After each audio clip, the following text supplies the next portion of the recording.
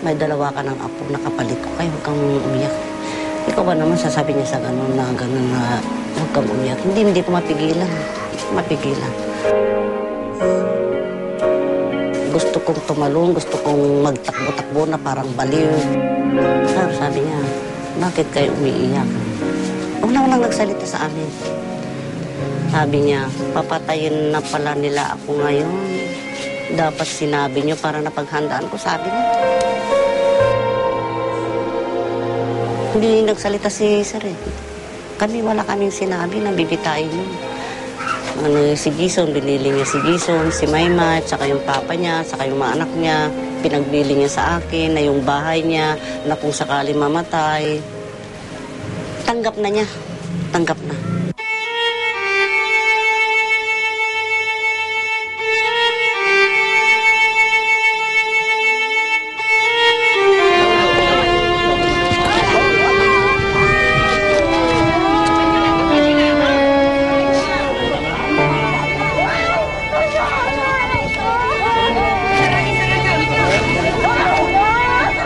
Siyempre alam na niya na yung ng hatol eh.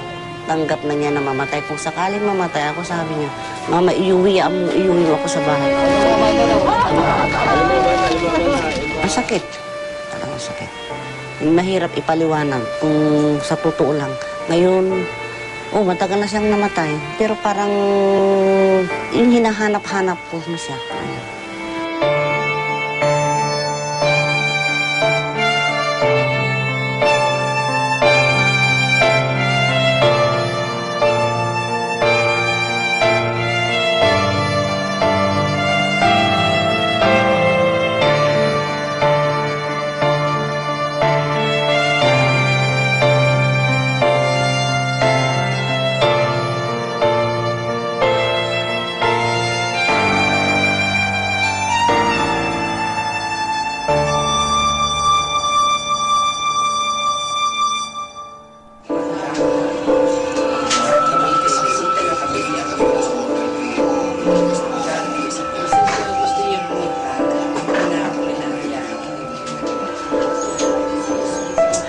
November 14, 1992.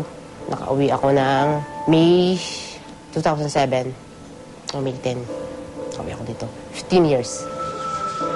Tulong. Nakikipag-usap sila dun sa Saudi government. Nakikipag-negotiate sila. Tapos, yung mga NGOs, yung Kanlungan Foundation, yan, talaga silang sa akin. Kung ano nung ginagawa nilang mga rally, like, katulad yan, nakikipag sila dito sa government natin.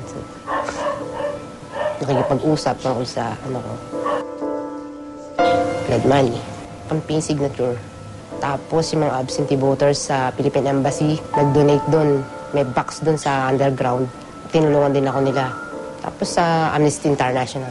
Marami, hindi lang sa isang tao yung blood money na ipon ko. Ang naipon pong blood money ay 28 million pesos.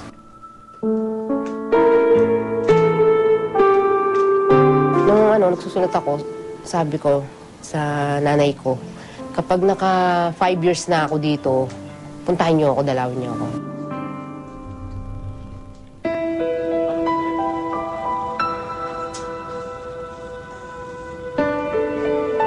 So, nangyari, tinulungan siya sa DFA, nakapunta doon, nakabisita sa akin. Bali, 6 years na ako nung napunta na siya. 1996, first visit niya. Nakaapat siyang beses kaapat na bisita sa akin doon, nanay ko.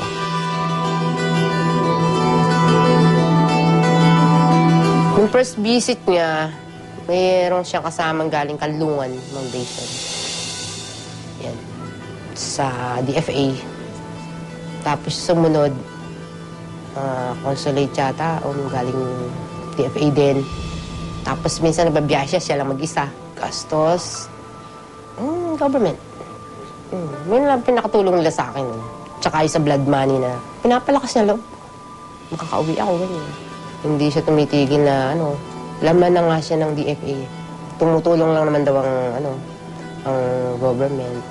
Daw ako mag-alala. Sabi ko, hindi okay lang naman kako. Hindi naman kako ko. Kahit nakako 20 years ako dito, uuwi pa rin ako ng Pilipinas.